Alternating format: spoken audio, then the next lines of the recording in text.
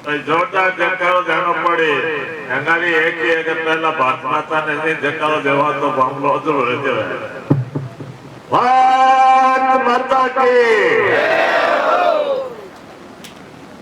जय महाराज की जतीश देवी देवता और तो अपना लोक देवता तो गला मेल मारी भी आज हमारो मारवाड़ी धरती और गोपालगंज कॉन्स्टिट्यूंसी रो भाग्य है। स्वास्थ्य मंत्री भाई अशोक जी होते तो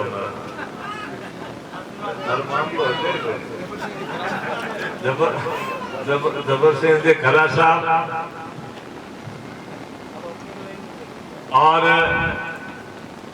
और सांसद पाली आदरणीय मधुराम देदाकर साहब, हमारे एमएलए जिलाड़ा अर्जुन जी, पूर्व एमएलए हरियाणा रे कमसाद जी मेघवाल, आपरे आके भोपाल की पार्टा प्रधान सोनिया जी और मैं बोला नाम ना बोला बोलती हूँ शांति जी उर्मिला जी तो मैं क्या जिला जेल से पूरा और जोधपुर जिला सरपंच अधिकारी अध्यक्ष उर्मिला जी, संदीप जी और जितना भी अन्य प्रधान वगैरह है, पंचायत समिति का सदस्य है और सरपंच है, जितना जनप्रतिनिधि आज भाई जगदीश जी डोडी कागर सरपंच साहब ने सबका स्वागत किया है। देख लो बोले माता प्रसाद पटारियोड़ा आता है तो मरहा में भी है तो सभी नाम भूल जाऊं करो तो मोटा पर माई कहे कि मारा रामनाथ जी भूल गया बोलो तो नहीं हम 1977 थे हमारे सामने हो इन वास्ते कोई भूलना तो कि मामलो कोने और सही मन को बोले ने आपने भीतर मोई रहो भाई हिरालाल जी मुंडे जिला पूर्व उप जिला प्रमुख साहब और जिला प्रमुख मुनि देवी जी मतलब मैं क्या बोला है तो थोड़ा मामलो और हमारा भाई रामपुरे दरपत में भाई जगदीश जी डोडी सरपंच सभी नेता भी है और ग्रामीण बंधुओं माताओं बहनों और युवा साथियों और पत्रकार बंधुओं, आज बड़ी खुशी की बात है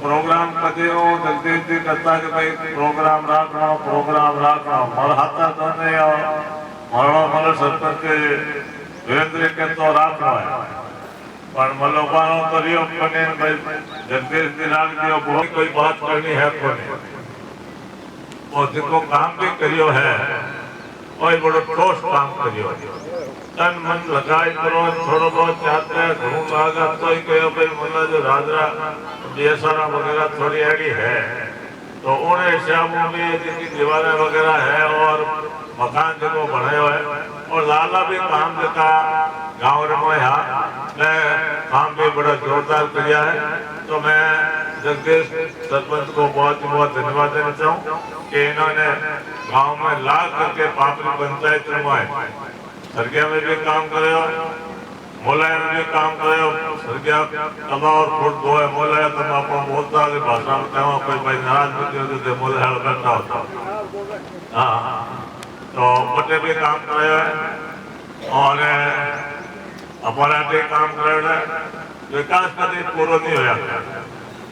एक बात है हमेशा मौके न के मांगते ही रहे।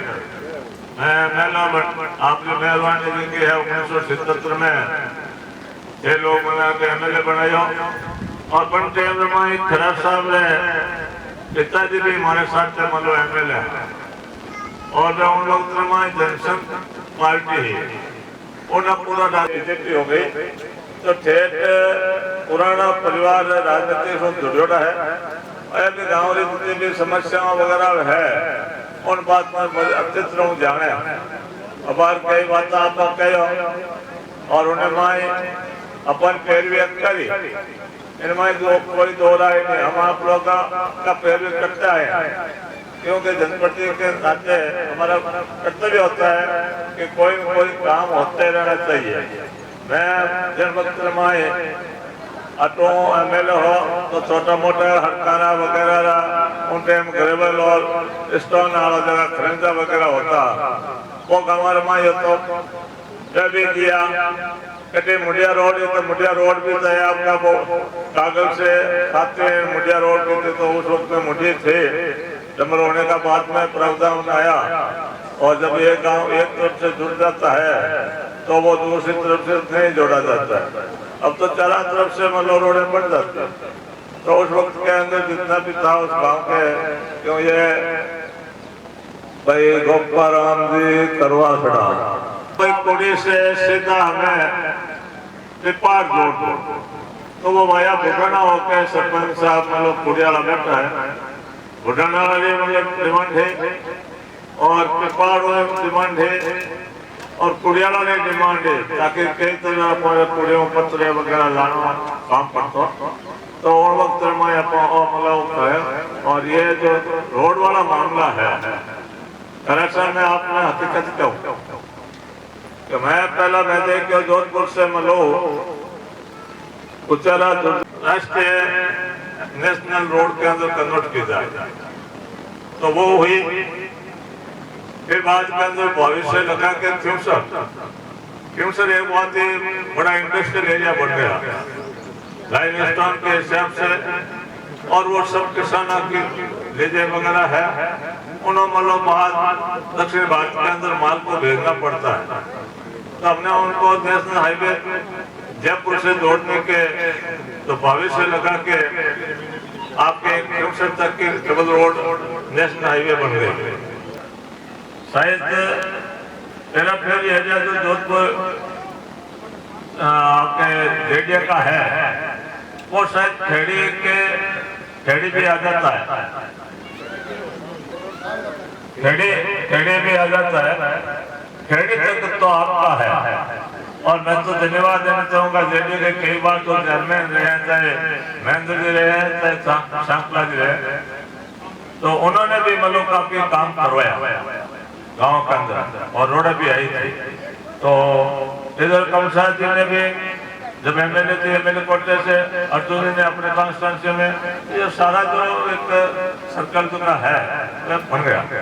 तो यहाँ तक यदि आ जाता आपका जुडिक्शन तक जेडी जो मैं इस बार गडकरी जी से मिला हमारे आज एमपी साहब आए नहीं एमपी साहब को भी मैंने कहा भाई मैं तो रिटायर्ड हो गया और एक मामला छूट गया है तो आप यदि देंगे तो ये पूरा हो जाएगा। तो अभी तक वो हुआ नहीं तो फिर मतलब बहुत ही कम मतलब डिस्टेंस रहेगा। यदि आप 40 किलोमीटर आपके डायरेक्शन जोधपुर से मतलब आ जाएंगे और 30-40 किलोमीटर आगे थामका तक मिलने का है। थामका से आगे उधर से पिपार से डबल रोड आ गई और वो खाजा और साथ आप लोगों ने सदैव हम लोगों का सहयोग किया है चाहे मतलब कैसे भी राज था या नहीं था। मेरे को तो 50 साल हो गए 77 से लगा कर सारे हमारे जितना भी इनको हमारे मंदिर 10 आदमी है और काफी लोग हैं गोपदेव कृष्णाबाद भाई धनदेव है भोमदेव काफी लोग आते हैं भगवान के कृपा है कहते हैं क्यों समय पार्टी बदलनी पड़ी इस परिस्थिति से और जब पार्टी बदली तो मैं हरिराम जी भाई साहब को याद के बगैर नहीं रहूंगा कि वो मेरे साथ में रात दिन कंधे से कंधा लगा के तैयार हो जाते थे कहीं भी चलने के लिए। ये उनके मतलब एक हमेशा क्यों फौजी थे और फौजी समय के पेंसिल होता है। मैं ज्यादा ही बोल रहा हूँ थोड़ा समय हो रहा है तो थोड़ा सा और फिर जब बात आई कि भाई हमारे डोडिया ने मामला में के महाराज मंदिर बनाना है, तो उन्होंने भी रात दिन हमारे पूरे ग्रुप ने और उनमें हमारे आगे अगवानी हरिराम जी थे, उन्होंने भी मतलब ये सारा करके किया। तो उसके पीछे भाई जगदीश जी गाँव वाला ने आपके आशीर्वाद से सरपंच हो गए। इन्होंने जितना काम अपने हैसियत से करना था वो करवाया है और बाकी मतलब काम तो होते रहते हैं। भाई मतलब विकास कभी पूरा होता ही नहीं और विकास का पूरा आवश्यकता जो है किसी घर की भी एक परिवार वाला पूरी नहीं कर सकता है, तो पूरे गांव के मतलब पंचायत के आवश्यकताओं को मतलब नहीं किया जा सकता है।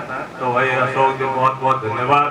और खराब साहब आपने किन शब्दों में आप लोग और आप गांव से है और हमेशा आप जब प्रधान थे, मैं मंत्री था तो आप प्रधान थे, फिर बाद में एमएलए हो गए।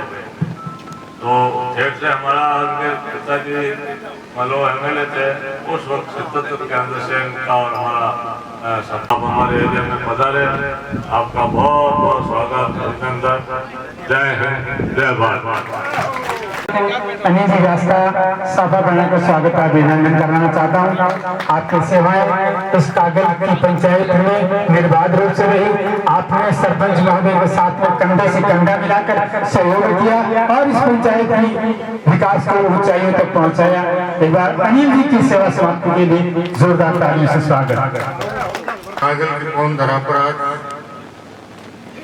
नवीन ग्राम पंचायत भवन और स्वयं सहायता समूह का भवन निर्माण, राजकोष माध्यमिक विद्यालय कागल के खेल मैदान का विकास कार्य और पशु स्वास्थ्य केंद्र निर्माण के लोकार्पण समारोह के अवसर पर ग्राम पंचायत और आसपास से पधारे सभी सम्माननीय वरिष्ठ प्रबुद्ध नागरिकजन, परम सम्मानीय मातृशक्ति युवा साथीगण और आपके बीच आज के इस समारोह में विशेष रूप से उपस्थित माननीय श्री रामनारायण जी मोदी साहब, पूर्व राजस्व मंत्री और पूर्व राज्यसभा सांसद, माननीय श्री बद्रीराम जी जाखड़ साहब, पूर्व प्रधान और पूर्व माननीय सांसद पाली, श्रीमान माननीय अतुललाल जी गर्ग साहब, राजस्थान विधानसभा में हमारे साथी विधायक, पूर्व मंत्री, माननीय श्रीमती कमसा मेघवाल जी, पूर्व राज्य मंत्री पूर्व विधायक गोपालगढ़, माननीय हीरालाल बुंदेल, पूर्व जिला प्रमुख जोधपुर, माननीय श्रीमती मुन्नी देवी गोदारा जी, पूर्व जिला प्रमुख जोधपुर, माननीय श्रीमती राजेश शांति राजेश जाखड़ साहब, प्रधान पंचायत समिति गोपालगढ़, माननीय श्री संदीप गोजा जी, प्रधान पंचायत समिति मेहता सिटी, माननीय श्री ओंकार जी वालिया, अध्यक्ष जाट समाज उदयपुर, माननीय श्री रत्नाराम जी ढोलिया, अध्यक्ष बालेश्वर संघ हाईकोर्ट जोधपुर, माननीय श्रीमती प्रमिला चौधरी जी, जिला सरपंच संघ अध्यक्ष जोधपुर, माननीय श्रीमती भौरी देवी रेतोराम ढोलिया जी, सदस्य पंचायत समिति, माननीय श्रीमान जगदीश जी डूडी, सदस्य कार्यक्रम के मुख्य कर्ता दफ्तर, माननीय श्री जगदीश जी डूडी, सरपंच ग्राम पंचायत, पत्रकार बंधु, युवा साथीगण, सबको यथावत नमस्कार।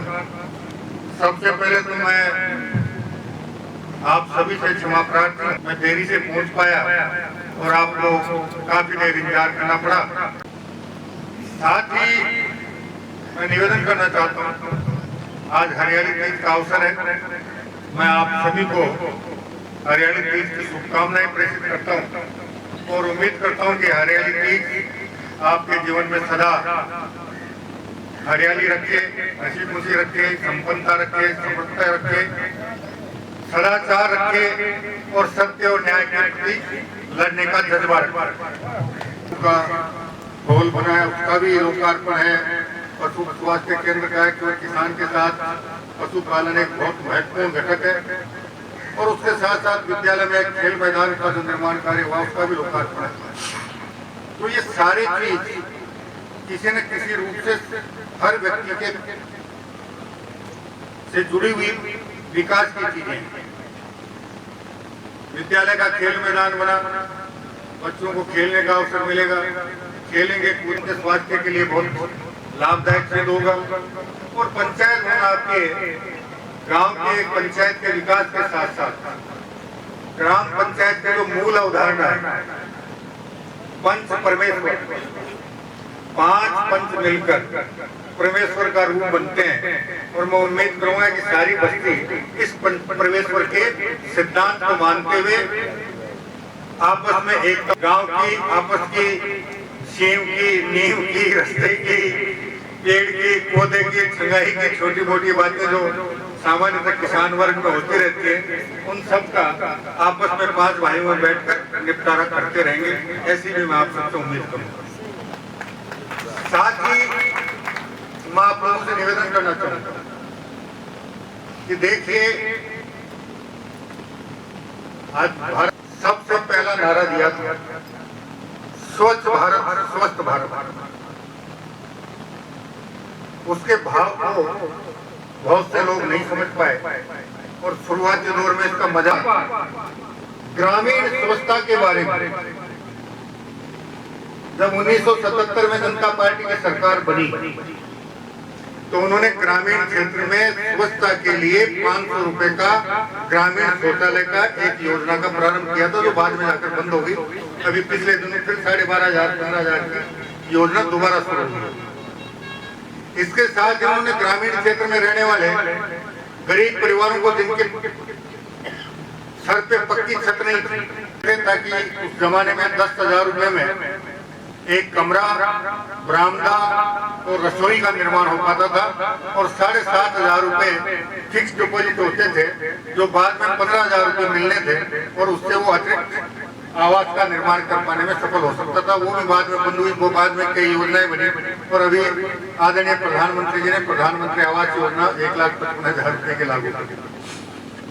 तो स्वच्छ भारत स्वस्थ भारत, इसके पीछे मूल मंतव्य है कि हम अगर अपने आसपास के वातावरण को स्वच्छ रखेंगे तो निश्चित रूप से वहां रहने वाले लोगों का स्वास्थ्य ठीक रहेगा। तो वातावरण स्वच्छ होगा, तन स्वस्थ होगा और तन स्वस्थ होगा तो मन स्वस्थ होगा और मन स्वस्थ होगा तो मस्तिष्क स्वस्थ होगा। और जब ये 4 घटक एक साथ, वातावरण स्वच्छ, तन स्वस्थ, मन स्वस्थ और दिमाग स्वस्थ, तो फिर व्यक्ति के दिमाग में कभी भी नकारात्मक विचारों का प्रवाह नहीं होगा। और जब व्यक्ति के मन में नकारात्मक विचार नहीं आएंगे तो उसको एकता और भाईचारे के साथ रहने में, देश के विकास के बारे में सोचने में, राज्य के विकास के बारे में सोचने में, अपने क्षेत्र के विकास के बारे में सोचने में, अपनी पंचायत और अपने गांव, कई बार मैं सोचता हूँ लोग जीवन भर कमाते हैं और फिर जमा पूंजी से 50, 60, 70, 80 लाख रुपए, करोड़ रुपए खर्च करके शानदार मकान बनाते हैं। और जब हम उनसे मिलने जाते हैं तो रोज वो अपने घर की सफाई करके, घर से जो कूड़ा निकलता है या घर में रसोई और नहाने धोने में जो पानी काम लेते हैं, वो सारा का सारा उस घर के मुख्य द्वार के दाएं या बाएं साइड में आपका स्वागत करने को तत्पर है। तो आपका पहला कीचड़ और कचरे की तरफ देखते हैं। तो फिर हमारा एक शानदार भवन बनाने का अर्थ क्या रहा, शानदार आवास बनाने का अर्थ है। इसलिए जितनी हम घर के अंदर की सफाई करते हैं, घर के सामने की भी अगर हम सफाई रखें तो आपसे जो कोई मिलने आएगा उसका मन प्रफुल्लित रहेगा और प्रफुल्लित वातावरण में आपसे सजग रहना चाहिए। सामान्य तो मैं कई बार सोचता हूँ, परिवार के मुखिया होने के नाते, परिवार के अभिभावक होने के नाते, दादा दादी होने के नाते, माता पिता होने के नाते, ताऊ ताई होने के नाते, हर व्यक्ति अपने परिवार की भावी पीढ़ी, किशोर पीढ़ी के बारे में सोचता है कि मैंने इसको स्कूल में प्रवेश करवा दिया और उसके पालन पोषण से संबंधित मेरा जो कर्तव्य और दायित्व था वो पूर्ण हो। यही मान के चलते अब विद्यालय लगता है 7 घंटे और रात और दिन में होते हैं 24 घंटे। अब बाकी 17 घंटे वो किस संगत में रहता है, कैसी उठ बूठ है, कैसी बोलचाल है, इसके बारे में विचार करने का, चिंता करने का किसी भी लोग का पास सामान्य समझ नहीं है। और उसी का दुष्परिणाम है कि कहने को पूरी दुनिया ये कहती है, मैं समझता हूँ आप में से किसी से भी छुपा हुआ नहीं। और उसके पीछे गलती उस अभिभावक की, परिवार के मुखिया को उन पर निरंतर निगरानी रखने में असफल रहे। इसलिए मेरा ये भी निवेदन है कि अगर आपको अपना बुढ़ापा सुखमय तरीके से व्यतीत करना है तो अपने परिवार में किसी प्रकार की कोर कसर न छोड़े, वरना फिर बुढ़ापे में दुखों के अलावा आपको कुछ नहीं मिलने वाला। और मैं विशेष रूप से बात मात्र सत्य को कर, प्रिंसिपल एक मांग पत्र भी मुझे देके गई है।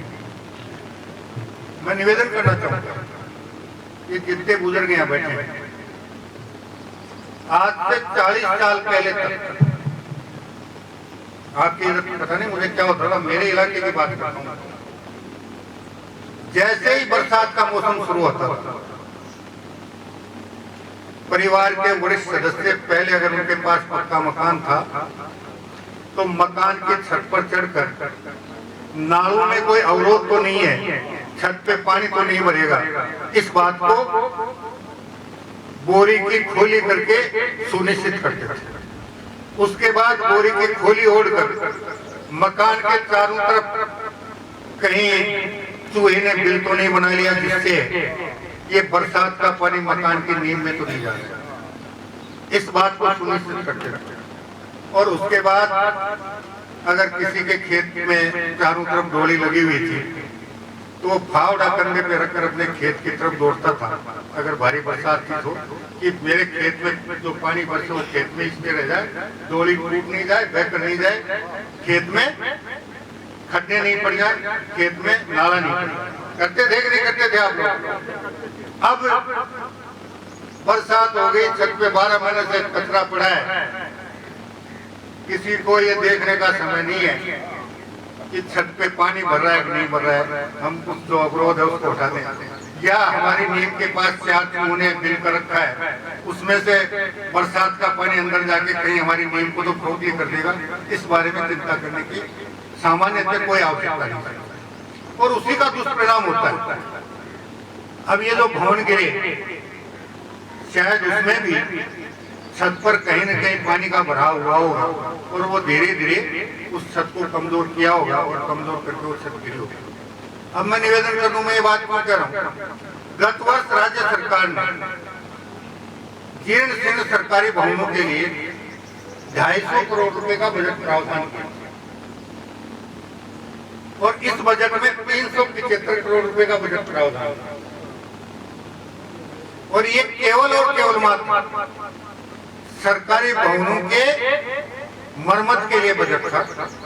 दुख इस बात का है, मैं भी जनप्रतिनिधि हूँ, मैं भी इससे अलग नहीं हो सकता, हमारी उदासीनता के कारण, आम जन की उदासीनता के कारण और सरकारी कर्मचारियों और अधिकारियों की उदासीनता के कारण इस दोनों बजटों का जितना सदुपयोग होना चाहिए था वो नहीं हो।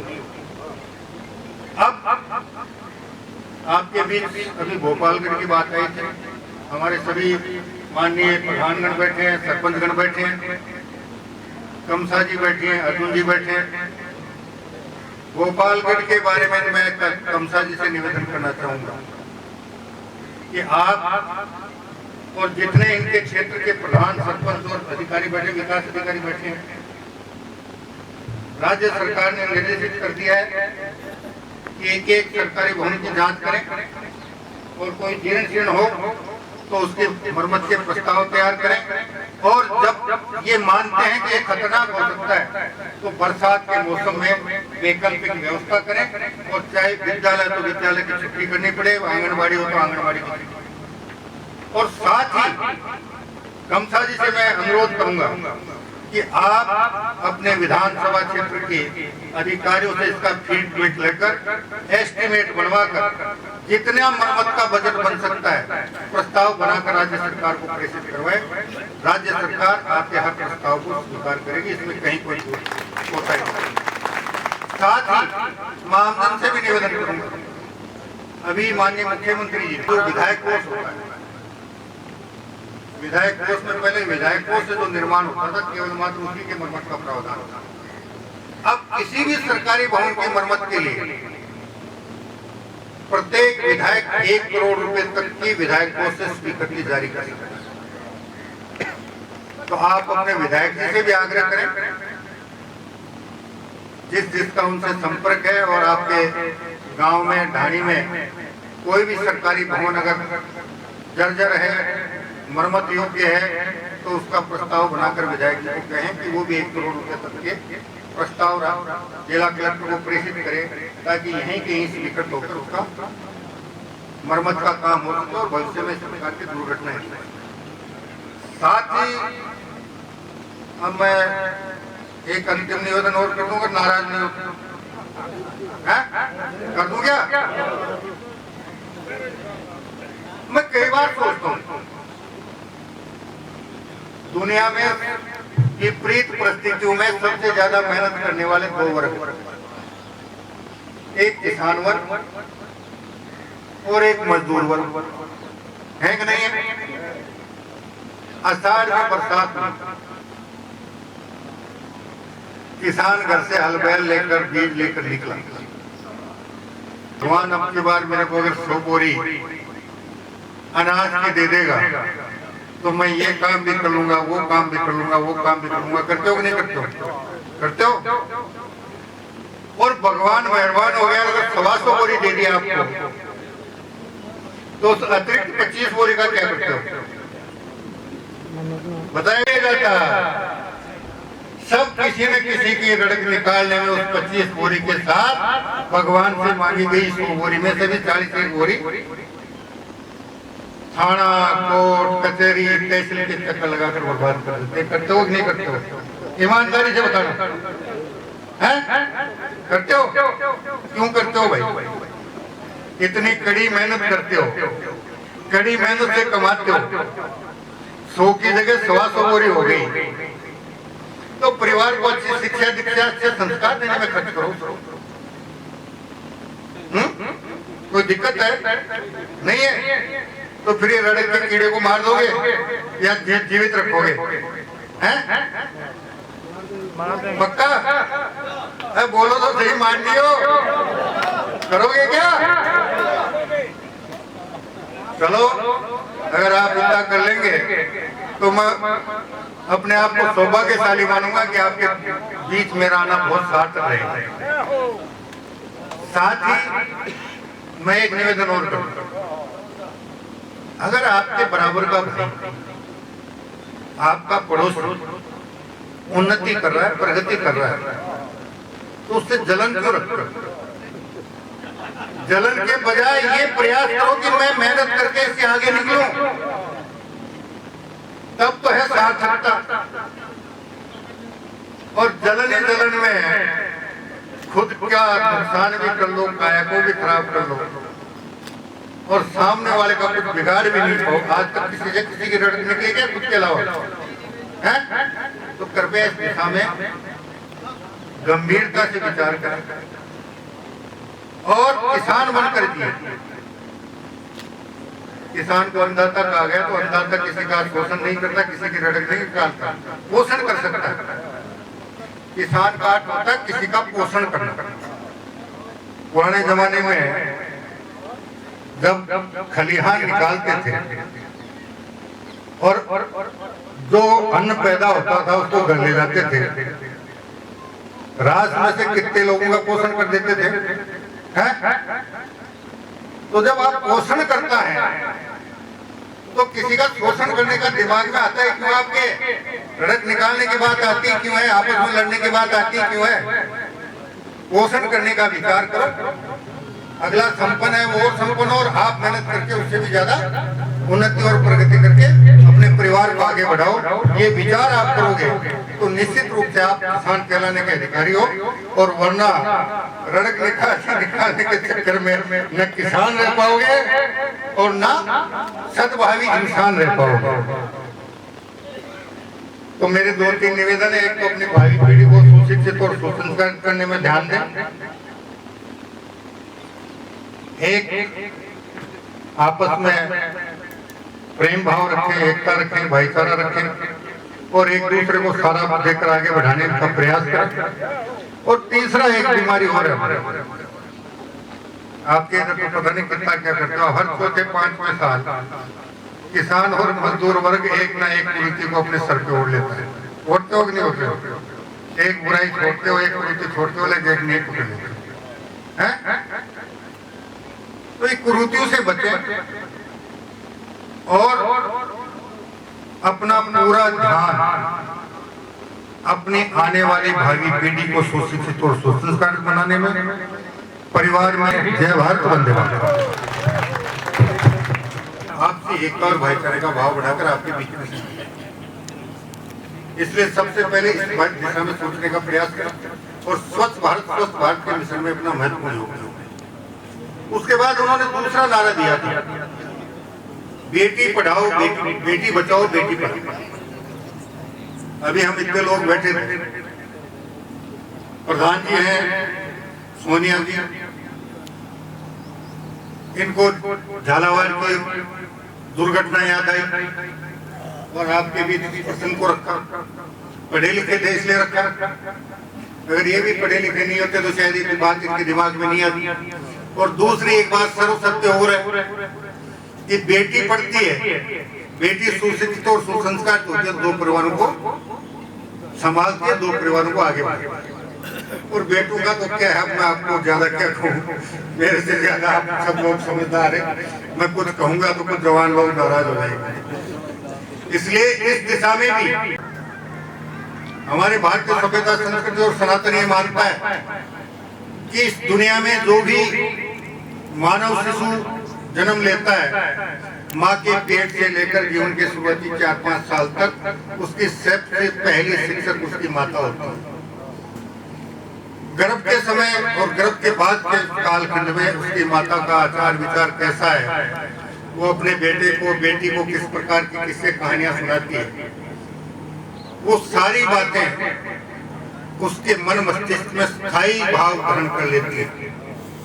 और आपने अगर उसे 5 साल 6 साल की उम्र तक अच्छी शिक्षा और अच्छे संस्कार दिए और आगे चलकर वो अगर कभी गलत संगत में पढ़कर गलत रास्ते पर 2 कदम उठा लेगा तो तीसरा कदम उठते उठते बचपन में आपके द्वारा दिए गए सुशिक्षा और सुसंस्कार उसके आत्मा और उसके विवेक को जागृत करेंगे और वो कदम पीछे खींचकर वापस सद्मार्ग पर चलना शुरू कर देगा। इसलिए इस दिशा में भी मैं उम्मीद करूंगा कि आप किसी प्रकार की कोताही नहीं करेंगे।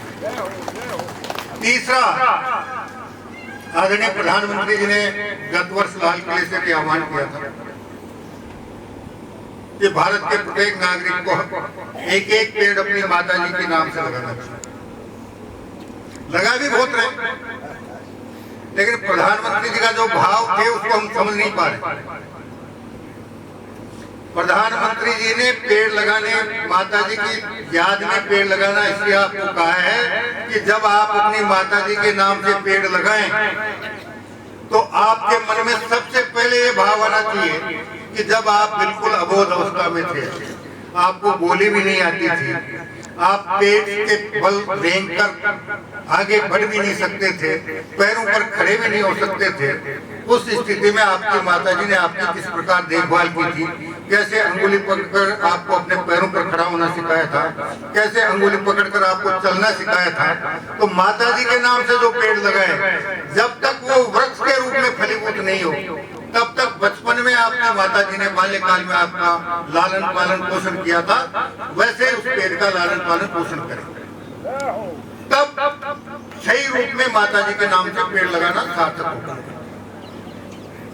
ये मुख्य बातें थी। अभी झालावाड़ की घटना के बारे में प्रधान जी ने चर्चा की। शेख बेनीवाल, महेंद्र डोडी और बुद्धाराम जी डोडी, आप सभी युवा कार्यकर्ता हैं और आपने इस बहुमूल्य कार्यक्रम के दौरान आपका बहुमान सम्मान होना जरूरी है। हाँ, इस ग्राम पंचायत के भवन निर्माण में ठेकेदार श्रीमान दयाराम जी ने बहुत ही नेक कार्य करके इस भवन को बहुत ही स्वयं जो है सुंदर रूप दिया है। इसके लिए आपका भी स्वागत साफा बहना का खर्रा जी द्वारा। आप पूर्व सरपंच हैं, मंत्री महोदय द्वारा पंचायत परिसर में ही वृक्षारोपण का कार्यक्रम होगा। आप जिस प्रकार आपने हिदायत दी, किसी प्रकार आप भी इस कार्यक्रम के निमित्त वृक्षारोपण का कार्यक्रम भवन के लोकार्पण कार्यक्रम में आपकी शिरकत, आपकी उपस्थिति होने के कारण आप सभी को ग्राम पंचायत द्वारा हार्दिक धन्यवाद, साधुवाद। ऐसे निवेदन कि सरपंच साहब को आप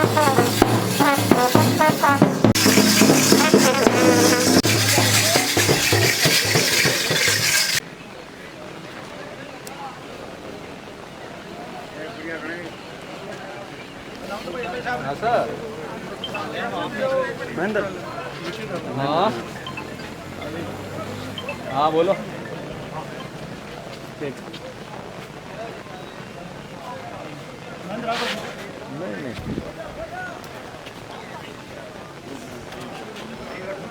एक मैं बीचो पर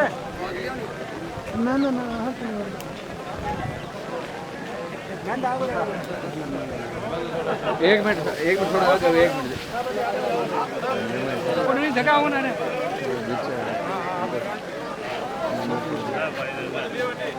అవును సాబ్ నేను ఆగో ఫోటో ले लीजिए थोड़ा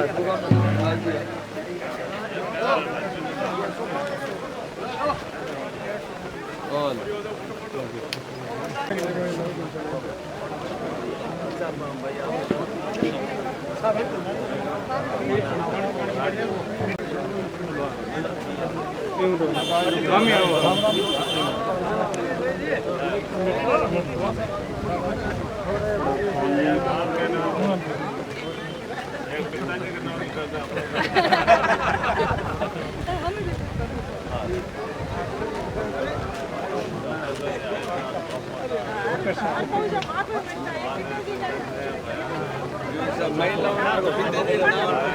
थोड़ा 1 मिनट बाहर निकलो जो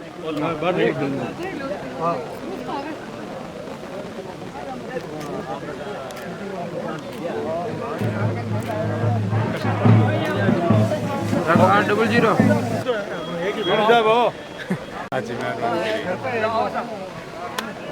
राम पप्पू गाड़ी एस्कॉर्ट आगे लगा था।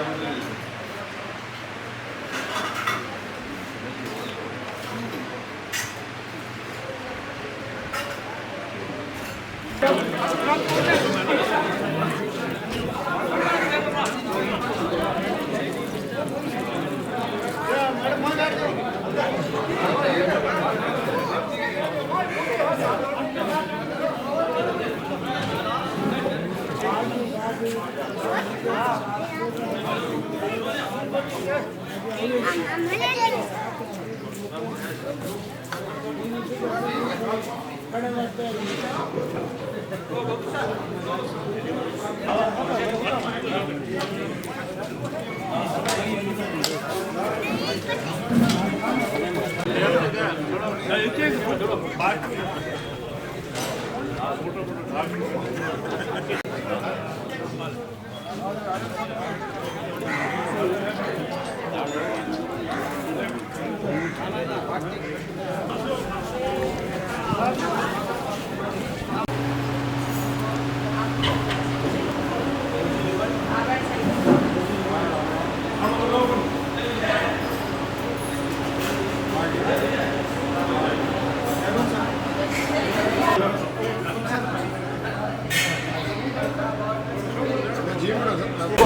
जाओ